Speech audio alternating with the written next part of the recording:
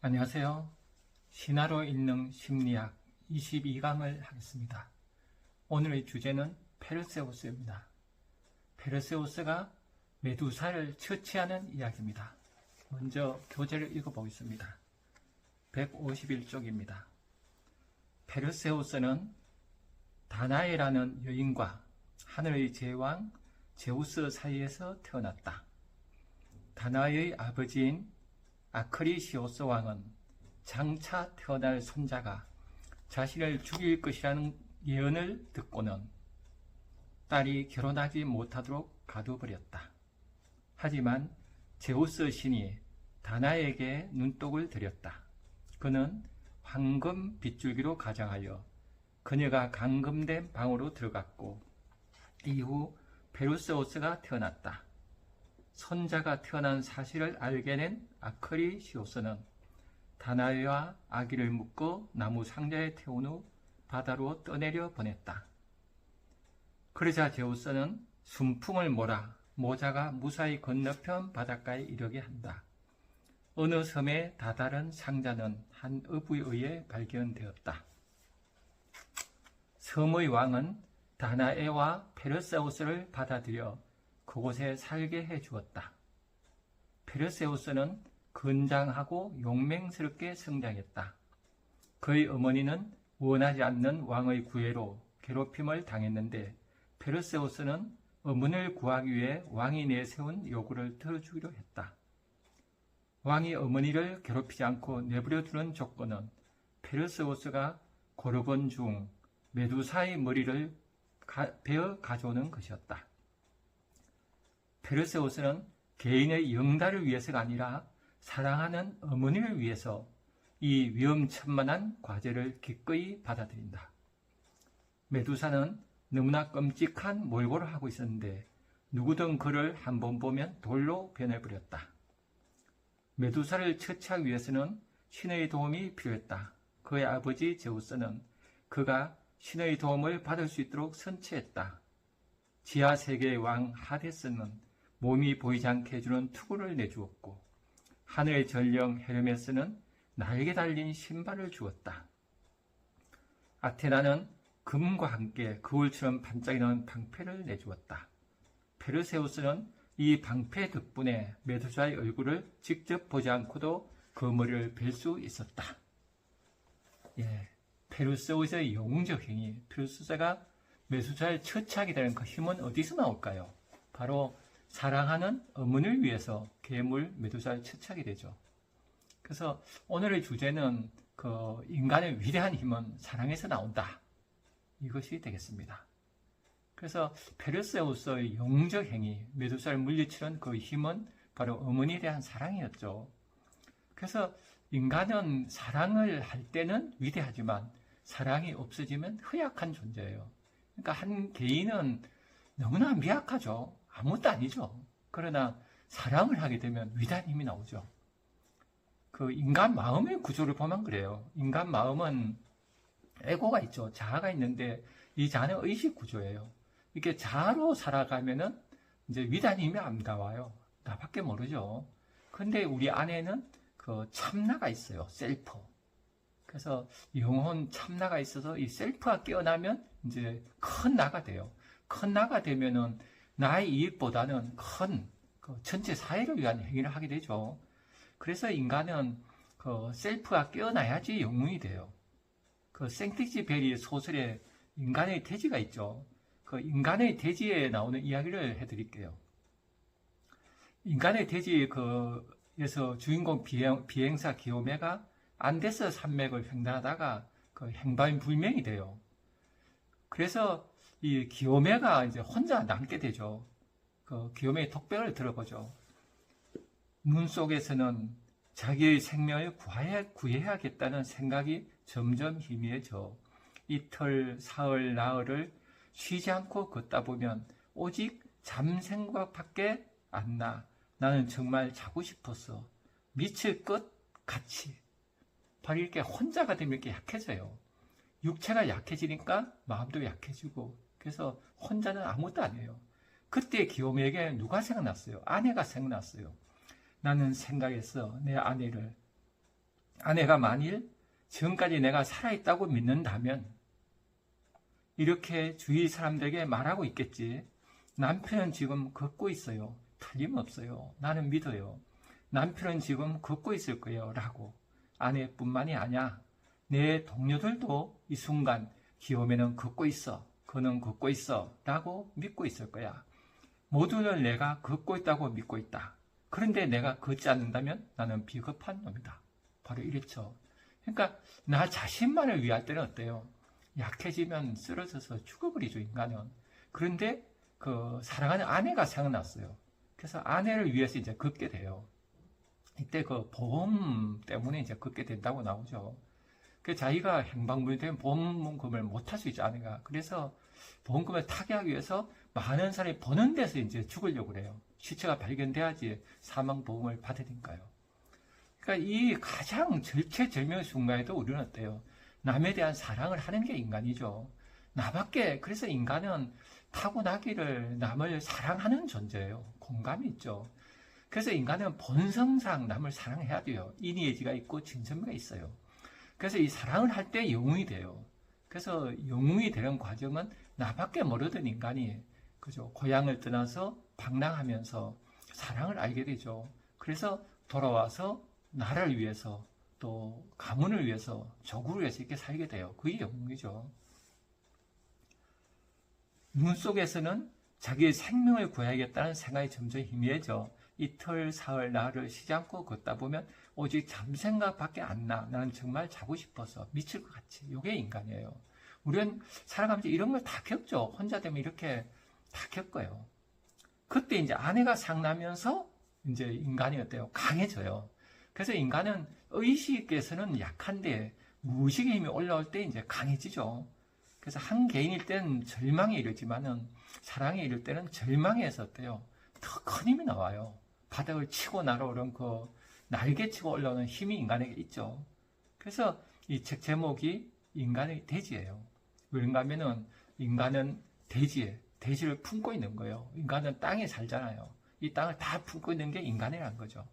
그래서 내면의 영혼, 셀프가 깨어나면 그 셀프는 인간의 대지, 우주 전체 하나가 되어서 우주만큼 큰 힘이 이제 솟아나오죠. 왜 사랑의 힘을 이렇게 위대할까요? 시를 통해서 공부해 보도록 하죠. 이선영 시입니다. 사랑하는 두 사람, 이선영. 여기 사랑하는 두 사람이 있다. 한 사람은 끝없이 무언가를 찾아 들어간다. 어쩌면 끝을 찾아 미지, 다다를 수 있는 자신의 끝을 찾아 그는 넓어지고 싶다.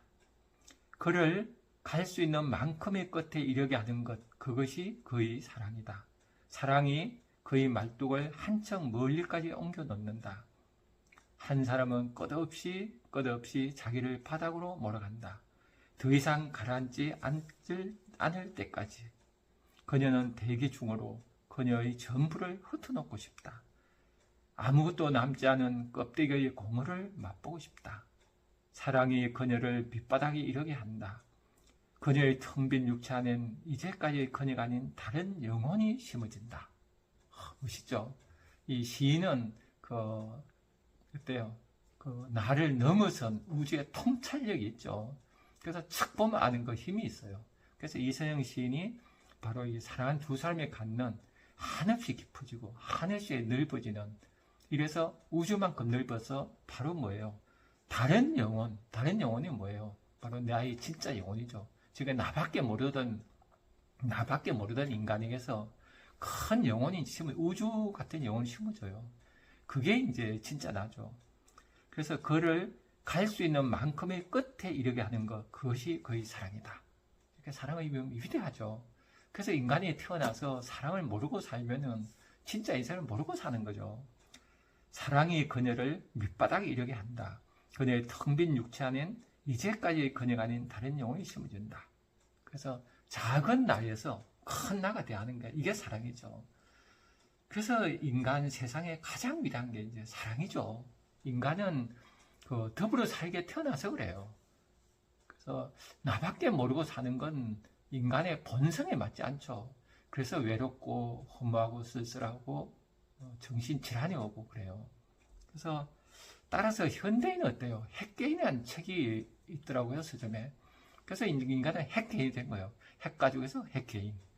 이 핵개인은 인간답게 살 수가 없어요. 그러니까 더불어 살아야 되는데 핵개인으로 살면은 나부터 챙겨야 있거든요. 나부터 챙기는 인간은 어때요? 소시민의 삶을 살아요. 작은 시민. 그래서 공하고 우울하고 권태하고. 그럼 어떻게 벗어나야 될까 하는 시를 통해 공부해 보겠습니다. 이시카와 타쿠보쿠의 시입니다. 개, 바다의 개 있죠. 개입니다. 개, 이시카와 타쿠보쿠. 동해 바다 작은 섬 갯바위의 흰 백사장. 나 눈물에 젖어 개와 놀았다네. 그리고 이제 갈로치고 내용이 있어요. 자살하려고 바닷가에 나갔다가 흰 모래사장 위의 작은 바닷개 한 마리에 눈이 팔려 그 개와 놀다가 자살할 마음도 있다. 멋있는 시죠. 이 시인이 이제 자살하려고 동해바다 갔어요. 일본의 동해바다죠. 우리나라 동해바다가 아니고 태평양 쪽이겠죠. 그쪽 바다에 가서 이제 자살하려고 했는데 개 한 마리를 본 거예요.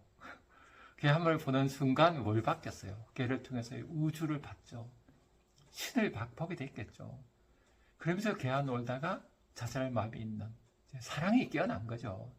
나만 위해 살면 우리는 이제 자살하고 싶어져요. 그러나 사랑이 깨어나면은 내가 더 큰 나가 되어서 나 한 사람이 죽지 않고 이제 사는 힘이 생기죠. 그래서 우리는 인간을 이렇게 살게 하는 힘은 어디 있어요? 바로 나 아니고 타자예요. 남이에요. 그래서 이 삼남만상 전체와 함께 사는 삶을 살아야 돼요. 그래서 어릴 때부터 자연과 덕으로 살고 딴 아이들과 뛰어놀면 놀고 싸우면서 크고 그래서 사랑을 배워가야 되죠. 이렇게 해서 이런 삶이 이제 예술적 삶이죠. 아름다운 삶이죠. 그럴 때 우리 아름답다는 느낌이 들어요. 이런 예술이 인류를 구원하리라. 이런 게 현대인의 삶이 돼야 되죠. 그래서 우리가 딴 사람을 사랑할 때 큰 힘이 나오죠.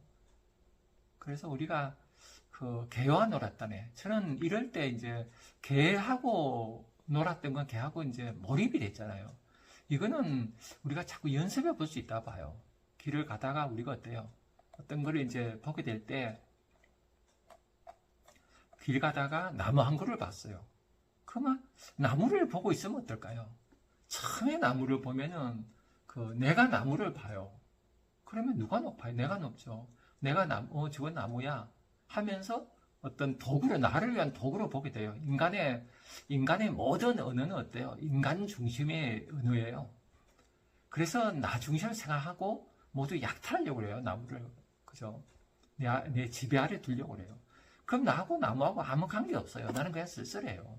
근데 오래 나무를 보고 있으면 어떨까요? 내가 나무를 보는데 나무도 나를 보게 돼요. 그래서 파동이 일어나요. 인간은 우주 자체가 원래 에너지잖아요. 에너지 장 속에 들어가요. 나와 나무가. 그럴 때 우리 어때요? 내 안에 영혼이 깨어나죠. 그래서 이럴 때 우리는 살고 싶죠. 와, 살아야겠다. 발레리 시 중에 이런 시기들이 있죠. 바람이 분다, 살아야겠다. 그죠?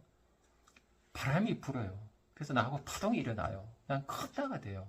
갑자기 내 안에 영혼은 우주 자체의 생명이거든요. 그러니까 우주 자체의 생명이 돼요. 이럴 때 인간은 어때요?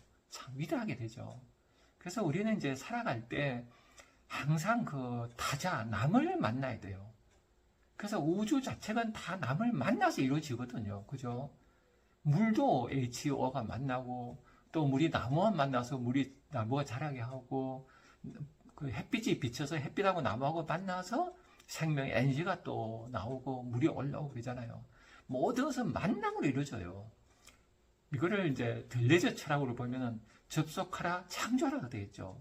이렇게 막 계속 생생한 삶이 우주의 본질이에요. 이렇게 우주의 춤이 되어 살아야 되는데 인간은 생각이란 게 있잖아요.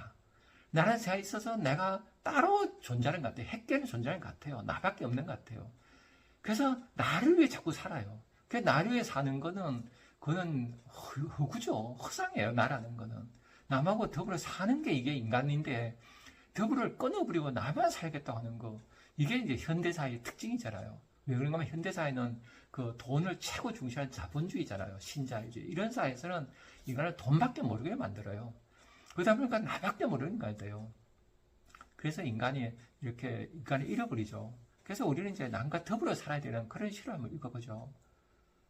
걸음걸이, 닭게 낚아 입구, 알지 못하는 사람의 눈인사를 받고는 이쪽에서도 깍듯이 눈인사로 대답했다. 두 사람 사이를 상쾌한 바람이 불었다. 두 사람은 정반대의 방향으로 걸어갔다. 지구를 한 바퀴 돌아 마치 다시 만날 작정인 듯이. 참 좋죠.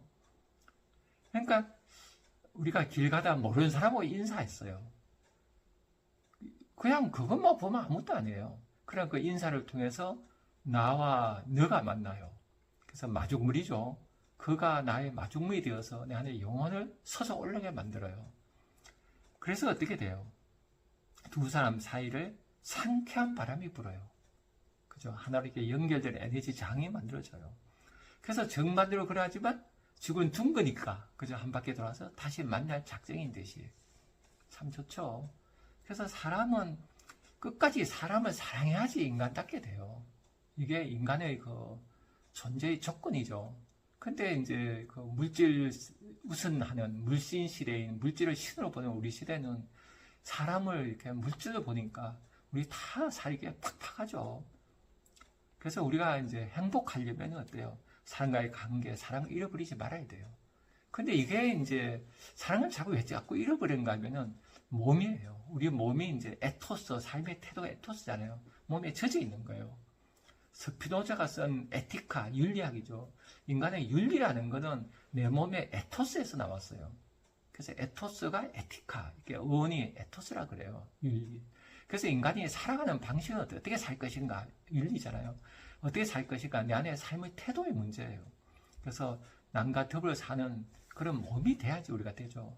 그래서 항상 남하고 이렇게 마음을 나누고 함께 뭘 만들어내고 마음을 하나로 만들고 각 홀로이면서 함께 살아가는 이런 인간이 되어야겠죠. 예, 또 다음에 뵙겠습니다. 감사합니다.